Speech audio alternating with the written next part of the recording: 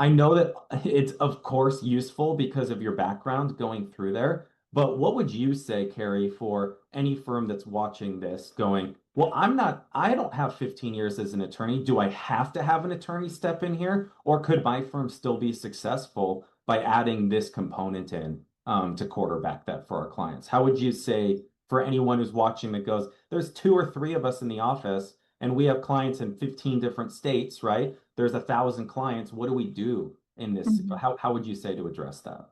Well, I think that I do feel like the estate planning component for Drucker Wealth and what Gideon has built for Drucker Wealth, it is a full-time job for me to do those sorts of things.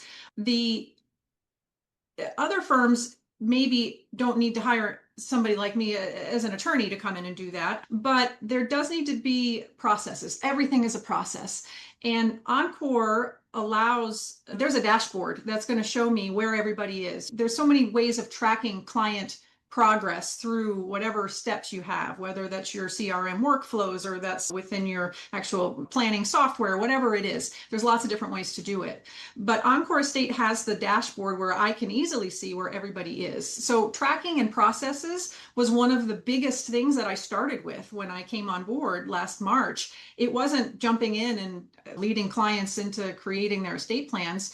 It was, okay, we need to get a hold and a handle on where is everybody? What do they have? What type of relationship do we have with them so that we can reach out at the correct time with them? So really putting in the processes is always, I think, the most important part.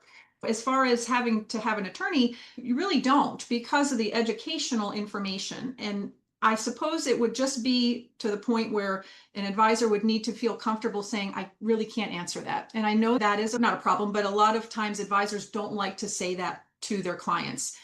If you're trying to bill yourself out as somebody who can help with everything, when you say I can't do that, it goes against that messaging. But that is required because you've got to be able to understand where you can stop or where you need to stop as far as the advice on the estate planning.